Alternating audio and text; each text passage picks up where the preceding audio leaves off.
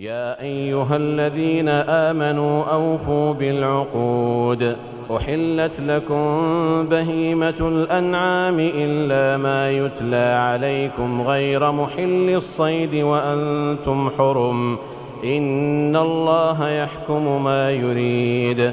يا أيها الذين آمنوا لا تحلوا شعائر الله ولا الشهر الحرام ولا الهدي ولا القلائد ولا آمين البيت الحرام يبتغون فضلا من ربهم ورضوانا، وإذا حللتم فاصطادوا، ولا يجرمنكم شنآن قوم أن صدوكم عن المسجد الحرام أن تعتدوا، وتعاونوا على البر والتقوى ولا تعاونوا على الإثم والعدوان، واتقوا الله إن الله شديد العقاب.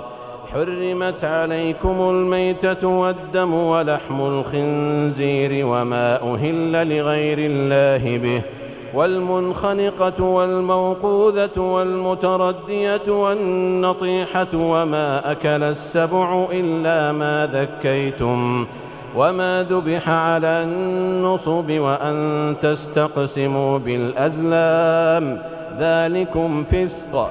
اليوم يئس الذين كفروا من دينكم فلا تخشوهم واخشون.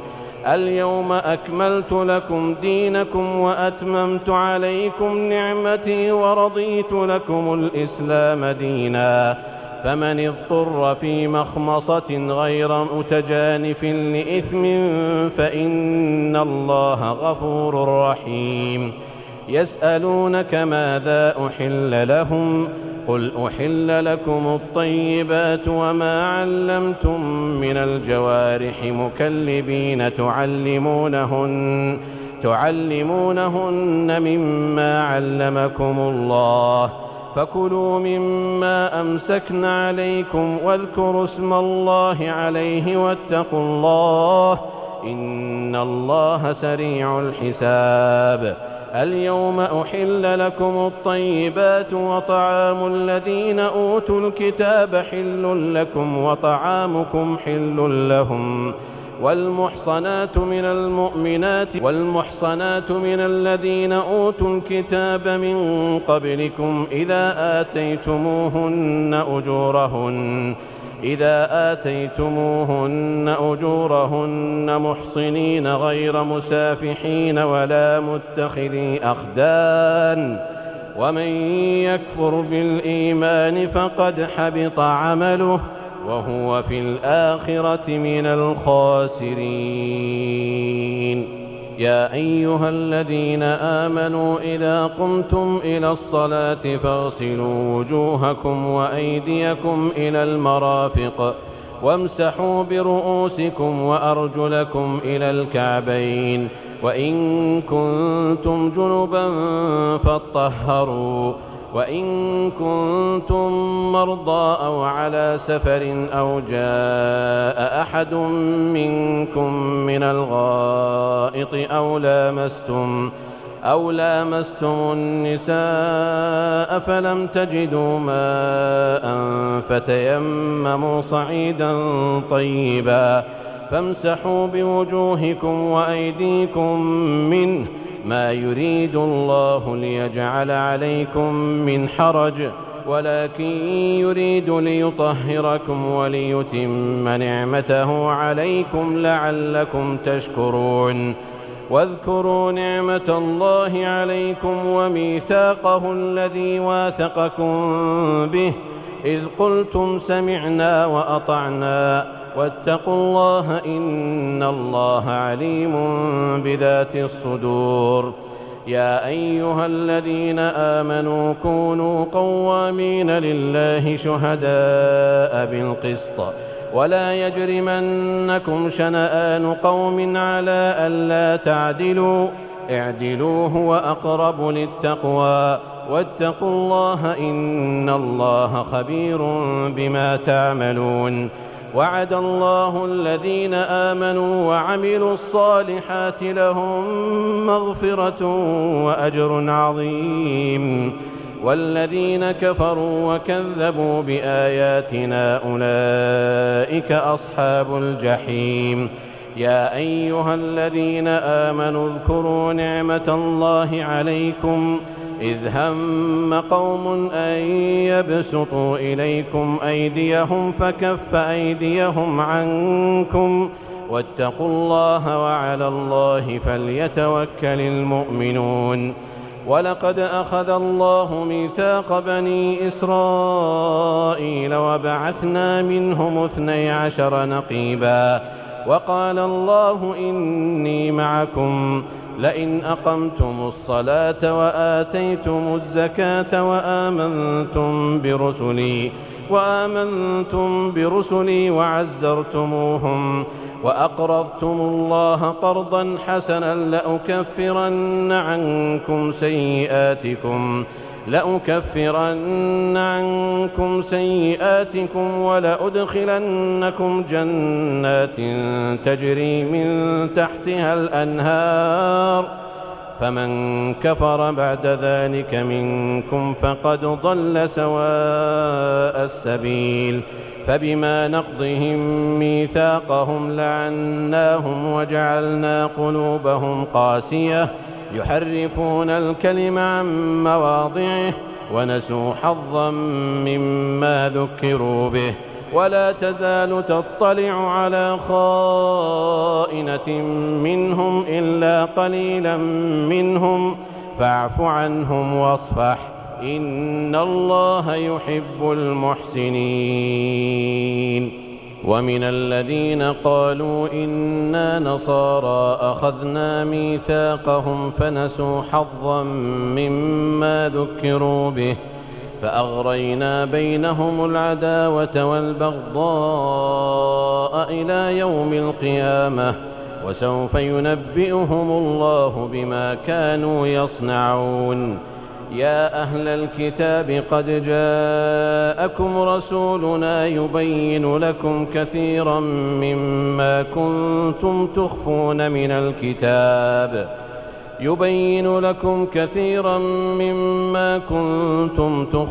من الكتاب ويعفو عن كثير. قد جاءكم من الله نور وكتاب مبين يهدي به الله من اتبع رضوانه سبل السلام ويخرجهم من الظلمات إلى النور بإذنه ويهديهم إلى صراط مستقيم. لقد كفر الذين قالوا إن الله هو المسيح ابن مريم قل فمن يملك من الله شيئا إن أراد أن يهلك المسيح ابن مريم وأمه ومن في الأرض جميعا ولله ملك السماوات والأرض وما بينهما يخلق ما يشاء والله على كل شيء قدير. وقالت اليهود والنصارى نحن أبناء الله وأحباؤه قل فلم يعذبكم بذنوبكم بل أنتم بشر ممن خلق يغفر لمن يشاء ويعذب من يشاء ولله ملك السماوات والأرض وما بينهما وإليه المصير. يا أهل الكتاب قد جاءكم رسولنا يبين لكم على فترة من الرسل أن تقولوا ما جاءنا من بشير ولا نذير فقد جاءكم بشير ونذير والله على كل شيء قدير. وإذ قال موسى لقومه يا قوم اذكروا نعمة الله عليكم إذ جعل فيكم أنبياء وجعلكم ملوكا وآتاكم ما لم يؤت أحدا من العالمين يا قوم ادخلوا الأرض المقدسة التي كتب الله لكم ولا ترتدوا على أدباركم فتنقلبوا خاسرين. قالوا يا موسى إن فيها قوما جبارين وإنا لن ندخلها حتى يخرجوا منها فإن يخرجوا منها فإنا داخلون. قال رجلان من الذين يخافون أنعم الله عليهم ادخلوا عليهم الباب فإذا دخلتموه فإنكم غالبون وعلى الله فتوكلوا إن كنتم مؤمنين. قالوا يا موسى إنا لن ندخلها أبدا ما داموا فيها فاذهب أنت وربك فقاتلا إنا هاهنا قاعدون. قال رب إني لا أملك إلا نفسي وأخي فافرق بيننا وبين القوم الفاسقين. قال فإنها محرمة عليهم 40 سنة يتيهون في الأرض فلا تأس على القوم الفاسقين. واتل عليهم نبأ ابني آدم بالحق إذ قربا قربانا فتقبل من أحدهما ولم يتقبل من الآخر قال لأقتلنك قال إنما يتقبل الله من المتقين. لئن بسطت إلي يدك لتقتلني ما أنا بباسط يدي إليك لأقتلك إني أخاف الله رب العالمين. إني أريد أن تبوء بإثمي وإثمك فتكون من أصحاب النار وذلك جزاء الظالمين. فطوعت له نفسه قتل أخيه فقتله فأصبح من الخاسرين.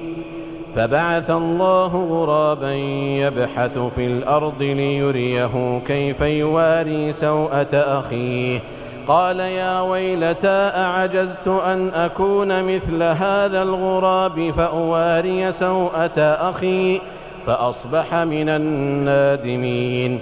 من أجل ذلك كتبنا على بني إسرائيل أنه من قتل نفسا بغير نفس أو فساد في الأرض فكأنما قتل الناس جميعا ومن أحياها فكأنما أحيا الناس جميعا ولقد جاءتهم رسلنا بالبينات ثم إن كثيرا منهم بعد ذلك في الأرض لمسرفون. إنما جزاء الذين يحاربون الله ورسوله ويسعون في الأرض فسادا أن يقتلوا أو يصلبوا أو تقطع أيديهم وأرجلهم من خلاف أو ينفوا من الأرض ذلك لهم خزي في الدنيا ولهم في الآخرة عذاب عظيم. إلا الذين تابوا من قبل أن تقدروا عليهم فاعلموا أن الله غفور رحيم. يا أيها الذين آمنوا اتقوا الله وابتغوا إليه الوسيلة وجاهدوا في سبيله لعلكم تفلحون. إن الذين كفروا لو أن لهم ما في الأرض جميعا ومثله معه ليفتدوا به من عذاب يوم القيامة ما تقبل منهم ولهم عذاب أليم. يريدون أن يخرجوا من النار وما هم بخارجين منها ولهم عذاب مقيم. والسارق والسارقة فاقطعوا أيديهما جزاء بما كسبا نكالا من الله والله عزيز حكيم. فمن تاب من بعد ظلمه وأصلح فإن الله يتوب عليه إن الله غفور رحيم. ألم تعلم أن الله له ملك السماوات والأرض يعذب من يشاء ويغفر لمن يشاء والله على كل شيء قدير. يا أيها الرسول لا يحزنك الذين يسارعون في الكفر من الذين قالوا آمنا بأفواههم ولم تؤمن قلوبهم ومن الذين هادوا سماعون للكذب سماعون لقوم آخرين لم يأتوك يحرفون الكلم من بعد مواضعه يقولون إن أوتيتم هذا فخذوه وإن لم تؤتوه فاحذروا ومن يرد الله فتنته فلن تملك له من الله شيئا أولئك الذين لم يرد الله أن يطهر قلوبهم لهم في الدنيا خزي ولهم في الآخرة عذاب عظيم. سماعون للكذب أكالون للسحت فإن جاءوك فاحكم بينهم أو أعرض عنهم وإن تعرض عنهم فلن يضروك شيئا وإن حكمت فاحكم بينهم بالقسط إن الله يحب المقسطين. وكيف يحكمونك وعنده التوراة فيها حكم الله ثم يتولون من بعد ذلك وما أولئك بالمؤمنين. إنا أنزلنا التوراة فيها هدى ونور يحكم بها النبيون الذين أسلموا للذين هادوا والربانيون والأحبار بما استحفظوا من كتاب الله وكانوا عليه شهداء فلا تخشوا الناس واخشوني ولا تشتروا بآياتي ثمنا قليلا ومن لم يحكم بما أنزل الله فأولئك هم الكافرون. وكتبنا عليهم فيها أن النفس بالنفس والعين بالعين والأنف بالأنف والأذن بالأذن والسن بالسن والجروح قصاص فمن تصدق به فهو كفارة له ومن لم يحكم بما أنزل الله فأولئك هم الظالمون. وقفينا على آثارهم بعيسى ابن مريم مصدقا لما بين يديه من التوراة وآتيناه الإنجيل فيه هدى ونور ومصدقا لما بين يديه من التوراة وهدى وموعظة للمتقين. وليحكم أهل الإنجيل بما أنزل الله فيه ومن لم يحكم بما أنزل الله فأولئك هم الفاسقون.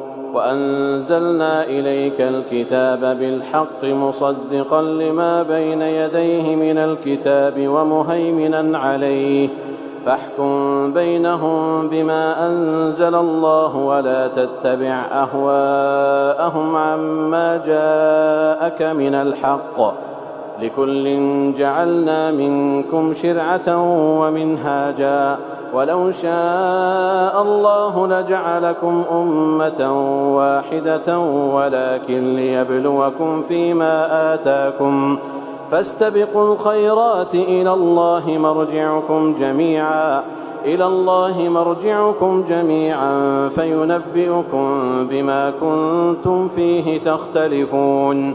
وأنحكم بينهم بما أنزل الله ولا تتبع أهواءهم واحذرهم أن يفتنوك عن بعض ما أنزل الله إليك فإن تولوا فاعلم أنما يريد الله أن يصيبهم ببعض ذنوبهم وإن كثيرا من الناس لفاسقون أفحكم الجاهلية يبغون ومن أحسن من الله حكما لقوم يوقنون يا أيها الذين آمنوا لا تتخذوا اليهود والنصارى أولياء بعضهم أولياء بعض ومن يتولهم منكم فإنه منهم إن الله لا يهدي القوم الظالمين فترى الذين في قلوبهم مرض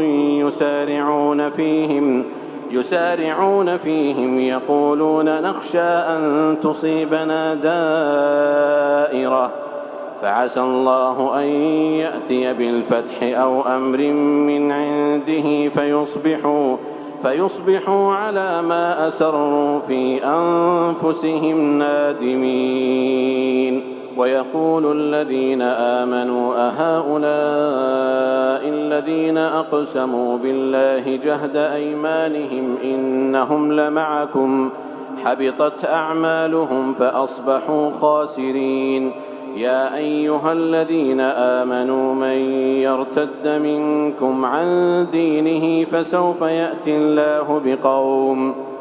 فسوف يأتي الله بقوم يحبهم ويحبونه أذلة على المؤمنين أعزة على الكافرين يجاهدون في سبيل الله ولا يخافون لومة لائم ذلك فضل الله يؤتيه من يشاء والله واسع عليم إنما وليكم الله ورسوله والذين آمنوا الذين يقيمون الصلاة ويؤتون الزكاة وهم راكعون ومن يتول الله ورسوله والذين آمنوا فإن حزب الله هم الغالبون يا أيها الذين آمنوا لا تتخذوا الذين اتخذوا دينكم هزوا ولعبا من الذين أوتوا الكتاب من قبلكم والكفار أولياء واتقوا الله إن كنتم مؤمنين وإذا ناديتم إلى الصلاة اتخذوها هزوا ولعبا ذلك بأنهم قوم لا يعقلون قل يا أهل الكتاب هل تنقمون منا إلا أن آمنا بالله وما أنزل إلينا وما أنزل من قبل وأن أكثركم فاسقون قل هل أنبئكم بشر من ذلك مثوبة عند الله من لعنه الله وغضب عليه وجعل منهم القردة والخنازير وعبد الطاغوت أولئك شر مكانا وأضل عن سواء السبيل وإذا جاءوكم قالوا آمنا وقد دخلوا بالكفر وهم قد خرجوا به والله أعلم بما كانوا يكتمون وترى كثيرا منهم يسارعون في الإثم والعدوان وأكلهم السحت لبئس ما كانوا يعملون لولا ينهاهم الربانيون والأحبار عن قولهم الإثم وأكلهم السحت لبئس ما كانوا يصنعون وقالت اليهود يد الله مغلولة غلت أيديهم ولعنوا بما قالوا بل يداه مبسوطتان ينفق كيف يشاء وليزيدن كثيرا منهم ما أنزل إليك من ربك طغيانا وكفرا وألقينا بينهم العداوة والبغضاء إلى يوم القيامة كلما أوقدوا نارا للحرب أطفأها الله ويسعون في الأرض فسادا والله لا يحب المفسدين ولو أن أهل الكتاب آمنوا واتقوا لكفرنا عنهم سيئاتهم ولأدخلناهم جنات النعيم ولو أنهم أقاموا التوراة والإنجيل وما أنزل إليهم من ربهم لأكلوا من فوقهم ومن تحت أرجلهم منهم أمة مقتصدة وكثير منهم ساء ما يعملون.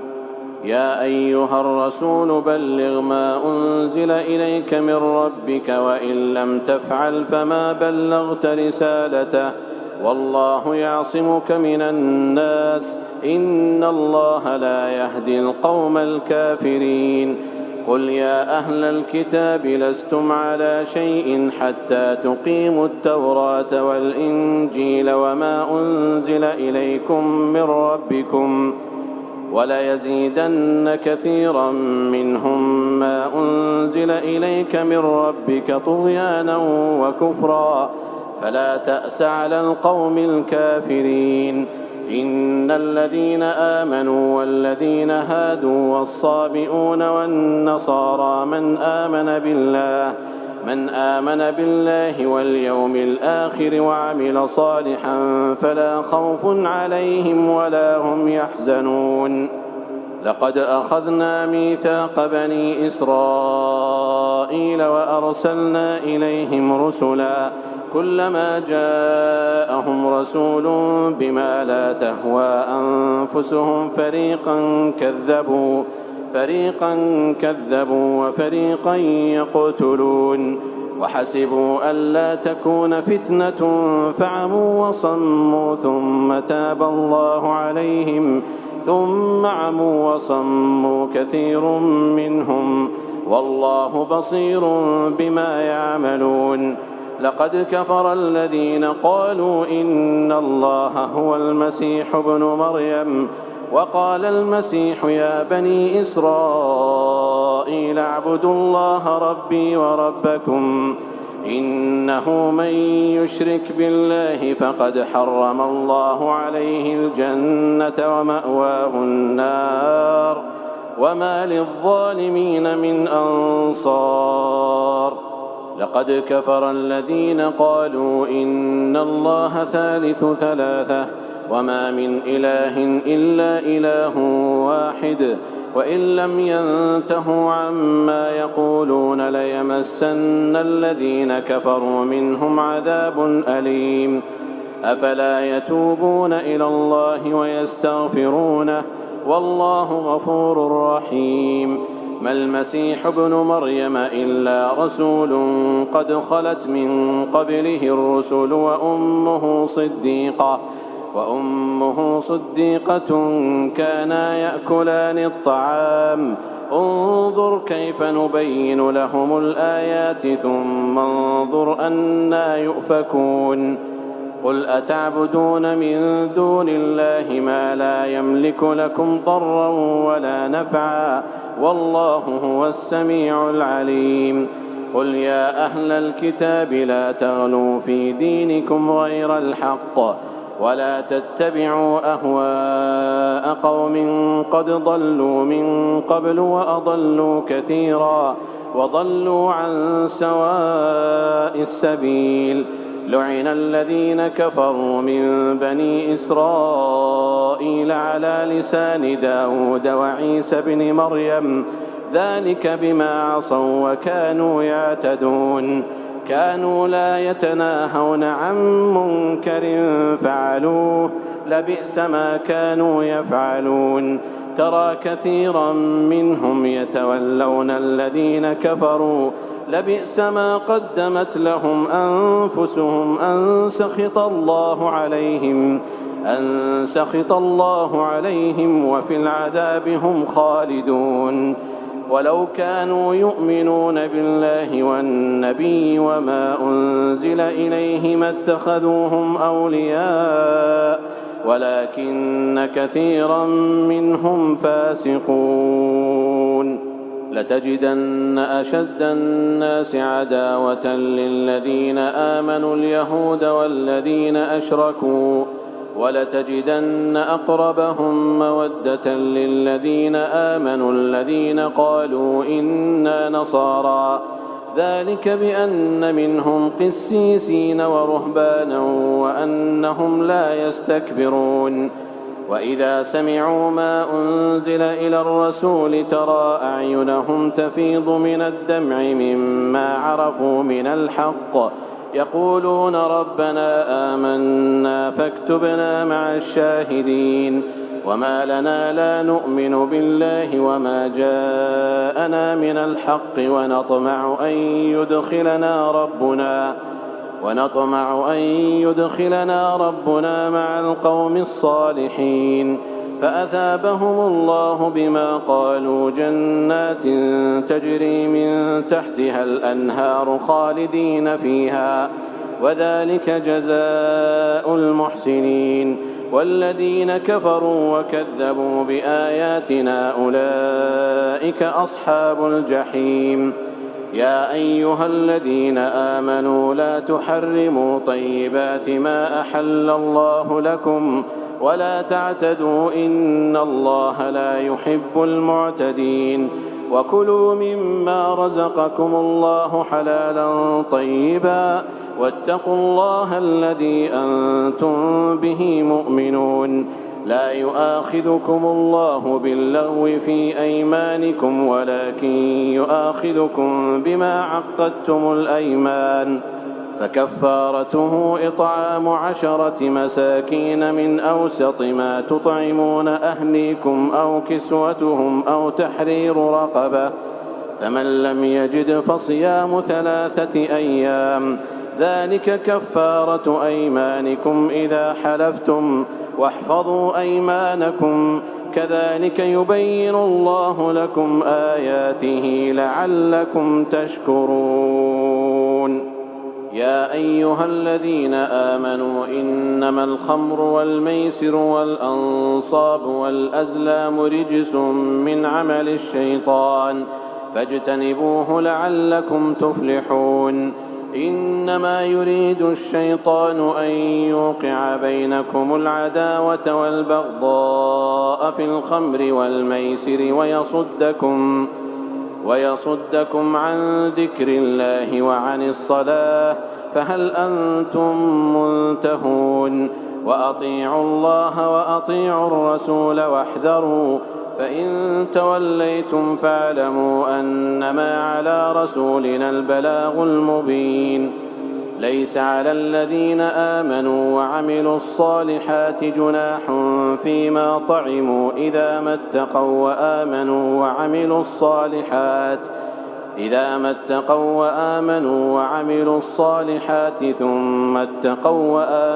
ثم اتقوا وأحسنوا والله يحب المحسنين يا أيها الذين آمنوا ليبلونكم الله بشيء من الصيد تناله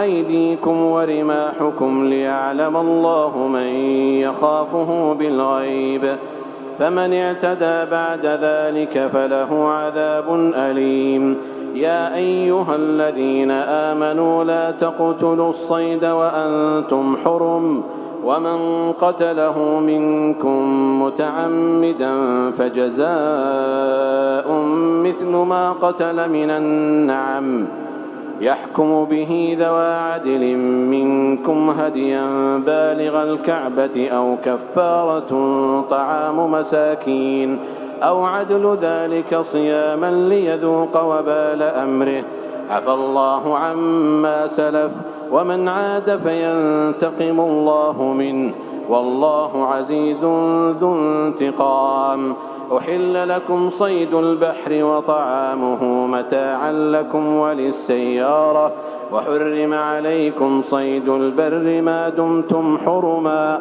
واتقوا الله الذي إليه تحشرون جعل الله الكعبة البيت الحرام قياما للناس والشهر الحرام والهدي والقلائد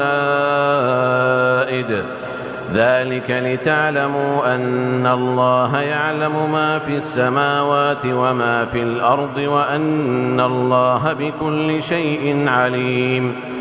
اعلموا أن الله شديد العقاب وأن الله غفور رحيم.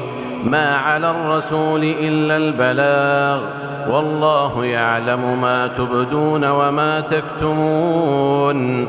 قل لا يستوي الخبيث والطيب ولو أعجبك كثرة الخبيث، فاتقوا الله يا أولي الألباب لعلكم تفلحون. يا أيها الذين آمنوا لا تسألوا عن أشياء إن تبد لكم تسؤكم، وإن تسألوا عنها حين ينزل القرآن تبد لكم عفى الله عنها، والله غفور حليم. قد سألها قوم من قبلكم ثم أصبحوا بها كافرين. ما جعل الله من بحيرة ولا سائبة ولا وصيلة ولا حام ولكن الذين كفروا يفترون على الله الكذب وأكثرهم لا يعقلون. وإذا قيل لهم تعالوا إلى ما أنزل الله وإلى الرسول قالوا حسبنا ما وجدنا عليه آباءنا أولو كان آباؤهم لا يعلمون شيئا ولا يهتدون. يا أيها الذين آمنوا عليكم أنفسكم لا يضركم من ضل إذا اهتديتم، إلى الله مرجعكم جميعا فينبئكم بما كنتم تعملون. يا أيها الذين آمنوا شهادة بينكم إذا حضر أحدكم الموت حين الوصية اثنان ذوا عدل منكم أو آخران من غيركم إن أنتم ضربتم في الأرض فأصابتكم مصيبة الموت تحبسونهما من بعد الصلاة فيقسمان بالله إن ارتبتم لا نشتري به ثمنا ولو كان ذا قربى ولا نكتم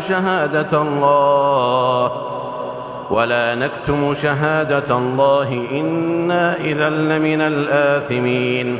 فإن عثر على أنهما استحقا إثما فآخران يقومان مقامهما من الذين استحق عليهم الأوليان فيقسمان بالله لشهادتنا أحق من شهادتهما وما اعتدينا إنا إذا لمن الظالمين. ذلك أدنى أن يأتوا بالشهادة على وجهها أو يخافوا أن ترد أيمان بعد أيمانهم واتقوا الله واسمعوا والله لا يهدي القوم الفاسقين. يوم يجمع الله الرسل فيقول ماذا أجبتم قالوا لا علم لنا إنك أنت علام الغيوب. إذ قال الله يا عيسى ابن مريم اذكر نعمتي عليك وعلى والدتك إذ أيدتك بروح القدس تكلم الناس في المهد وكهلا وإذ علمتك الكتاب والحكمة والتوراة والإنجيل وإذ تخلق من الطين كهيئة الطير بإذني فتنفخ فيها فتكون طيرا بإذني وتبرئ الأكمه والأبرص بإذني وإذ تخرج الموتى بإذني وإذ كففت بني إسرائيل عنك إذ جئتهم بالبينات فقال الذين كفروا منهم إن هذا إلا سحر مبين. وإذ أوحيت إلى الحواريين أن آمنوا بي وبرسولي قالوا آمنا واشهد بأننا مسلمون. إذ قال الحواريون يا عيسى ابن مريم هل يستطيع ربك أن ينزل علينا مائدة من السماء؟ قال اتقوا الله إن كنتم مؤمنين. قالوا نريد أن نأكل منها وتطمئن قلوبنا ونعلم أن قد صدقتنا ونكون عليها من الشاهدين. قال عيسى ابن مريم اللهم ربنا أنزل علينا مائدة من السماء تكون لنا عيدا لأولنا وآخرنا وآية منك وارزقنا وأنت خير الرازقين.